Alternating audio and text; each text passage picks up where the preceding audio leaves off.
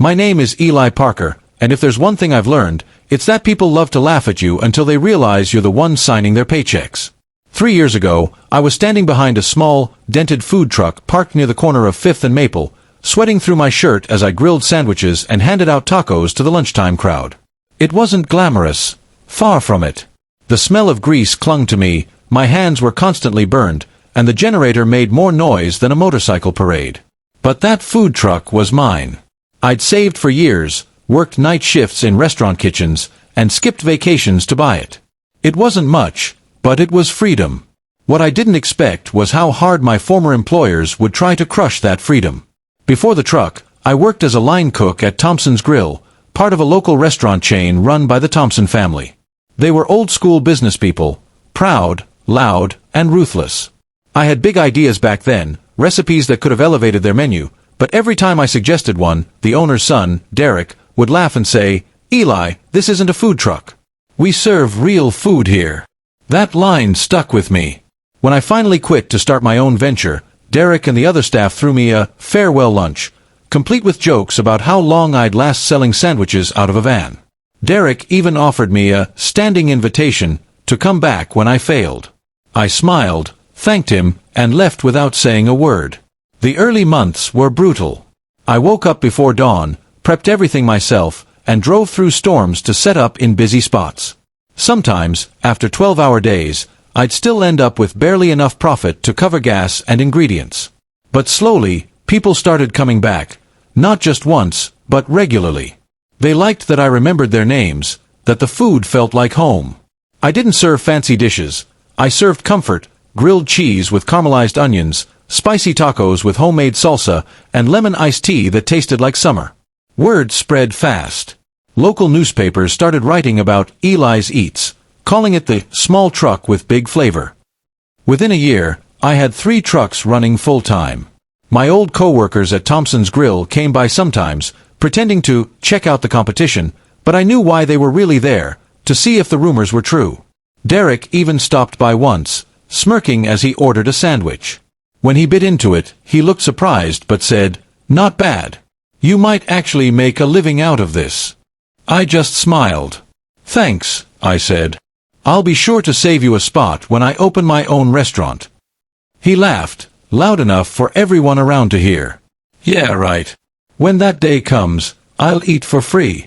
That line turned out to age worse than spoiled milk. 2 years later, my trucks had expanded into 5 cities. I partnered with local farms, developed a signature sauce line, and eventually, investors started calling. One offer, in particular, came from a development firm that wanted to fund a fast casual restaurant built around my brand. I agreed, but only on one condition: I would retain majority ownership. Within a year, Eli's Kitchen opened its first location downtown. The reviews were phenomenal. We served fresh, affordable food that people actually enjoyed, and we treated our employees with respect, something I'd never experienced under the Thompsons. But fate wasn't done yet. One afternoon, my financial advisor called with an opportunity.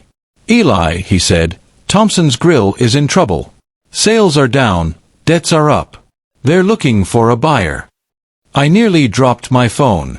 My first thought was disbelief, followed by something dangerously close to laughter. The same people who mocked me were now struggling to keep their doors open. "Let's do it," I said. But quietly.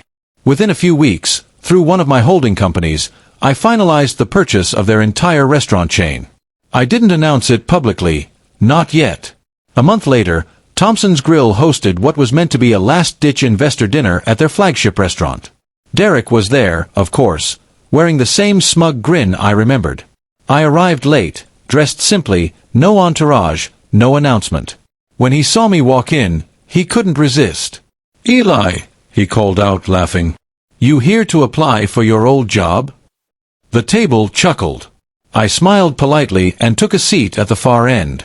The meeting began, and halfway through, the lawyer in charge stood to make an announcement. "As of this week," he said, "Thompson's Grill has been officially acquired by a new ownership group. I'd like to introduce the majority stakeholder, Mr. Eli Parker." The silence that followed was glorious. Derek's jaw actually dropped. My father used to say moments like that are worth more than money, and he was right. Derek stammered. You bought us. I nodded. Yes, I said evenly. And don't worry, I won't change much. Just everything. A few nervous laughs broke out around the table. I leaned forward. You once told me I'd come crawling back here. Turns out, you were half right. I came back, just to buy the place. After the meeting, Derek tried to corner me, asking if there was any chance he could stay on. I looked at him the same way he once looked at me, calm, polite, and firm.